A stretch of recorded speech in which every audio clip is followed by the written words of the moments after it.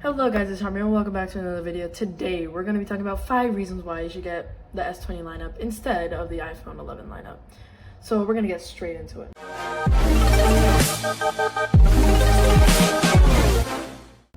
So our first item on the list is customizability. So on customizability, soon iOS 14 will include widgets, but for right now, Android has included widgets for so many years. Probably since like Android first came out even. And it's just really good. Hotbar, widgets here and there, why not? You can have an empty slot right here if you want, like I did. I also have this just color coordinated and all of these apps. So you can also install an app called Good Lock on Samsung. It basically includes a bunch of apps which you can download separately, and then you can edit basically anything.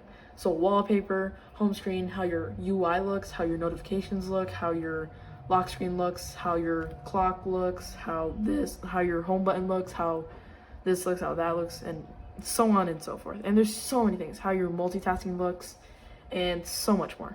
So all of that just adds to the customizability. And even adding on to that, there is a little slot up here that has a SIM card tray and a micro SD card tray, which you can expand up to 1 terabyte of storage.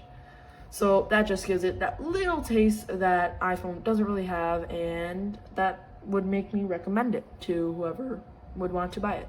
The second item on the list is camera. So as you can see at the top, there is no notch, unlike on iPhone where there's a huge notch which they've had for over 3 years. I don't know why they still have it, but ever since the iPhone X, they've kept it for mainly Face ID, but it'd be nice to have it slimmed down at least, and so on and so forth. But for Samsung, we have a whole bunch cut out, and we have a bunch of cameras. So we have a main 64 megapixel. For the S20 and the S20 Plus, it's 64. For the biggest version, it is 108 megapixels. So big photos, crazy images. We also have a telephoto camera and a wide angle. And then over here we have a time of flight, which makes the portrait shots kind of like what iPhone has on their phone.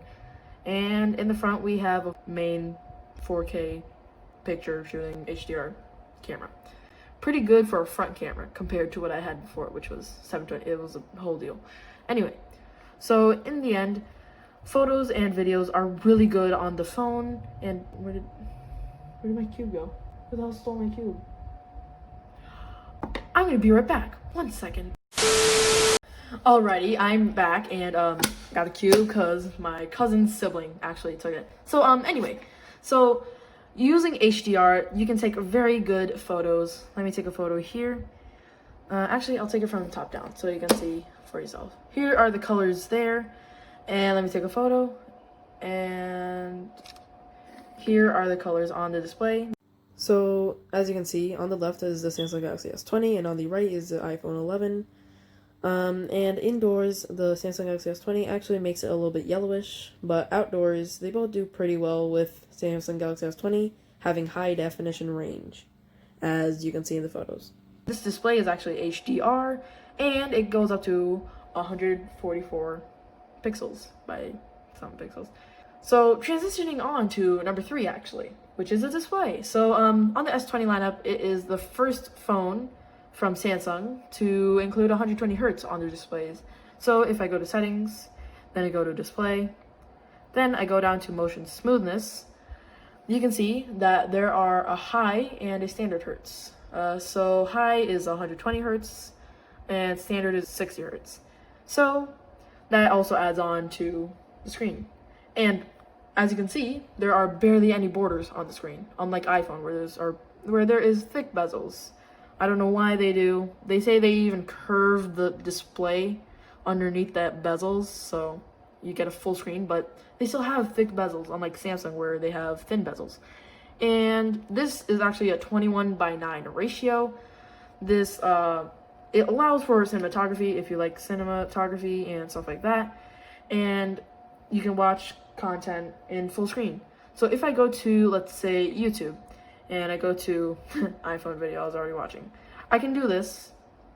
Same with the iPhone. But the video actually is already in 16:9, but I can zoom in and it gets rid of the extra black bars on the side because of the long screen.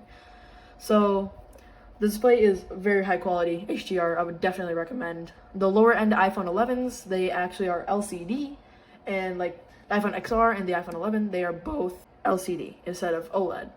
On like their higher end phones. On all your Samsung phones, they are all OLED ever since like 5-10 years ago. I'll put how many years on the screen right there. And number 4, we actually have an in-screen fingerprint sensor, and this actually could be controversial between people. Sometimes people just like to open it up and say they just want to use their face like that.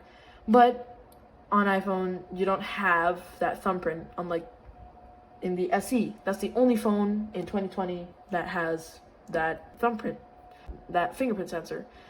And on Samsung, you have optical image face ID, quote unquote, and it works. If I do this, it works. But it does get confused depending on who it is. Hi there. It does get confused depending on who it is. So thumbprint is also nice. It is under the display right there. You can barely tell where it is, but yeah, the panel actually is very thin, and you can let the light pass through. It does use sound waves to actually check your thumbprint. So if I do this, unlocks. If I have it off and I turn it back on, there you go. I would recommend, if you do have this phone, I would recommend doing 2 fingerprints per thumb, or as many as you can for one thumb, because you can have up to 4 fingerprints, unlike SE where you can only have up to 2, I'm pretty sure. And on here, this is just in general, but the more thumbprints you add for the same finger, the more accurate this gets and the more quicker it can be. So that's just one thing to keep in mind. For number 5, which is actually USB-C. So at the bottom, we have USB-C charging. It goes up to 45 watts, but it doesn't come with a 45 watt charger. It comes with a 25 watt charger. It can also be as a USB-C just to connect to a laptop, so to say. And this is just really good, as most modern day devices that have fast charging are USB-C, unlike iPhone where they've used the Lightning for over like 7 years. Ever since, I think, the iPhone 5, they've been using Lightning, which is a big deal because that's pretty old. USB-C is pretty new, and it's just good to have it charging really fast. And that leads us to number 6, about charging. We have fast charging, as I've said already, and included is wireless charging, and included with that is reverse wireless charging. So if I go into my notifications, I have it up here, and I can click on wireless power share right there, if you can see. Wireless power share, if I click that, it'll say ready to charge. Put the center of your phone back to back with another device. It could be with a phone, with a watch, or with earbuds, as I have in this case. So if I place this down and I bring in earbuds, Shure Galaxy Buds Plus, I place them down here, and they will start. I don't think you can see it, but there is a red light right there. Let me see if I can pull it up. Right there, there's a red light. So that means it's charging. So that's really nice to have in case if you need to just top up on another device that has wireless charging, or just anything in general that you want to like charge wirelessly. That's basically it. So 5 reasons why you should get a Samsung Galaxy S20 instead of an iPhone 11. And yeah, I hope you guys enjoyed. If you did, like, subscribe, turn on notifications. About like 97% of you didn't subscribe yet, so please help me. Thank you. Anyway, so I hope you guys enjoyed, and I'll see you guys next time. Goodbye.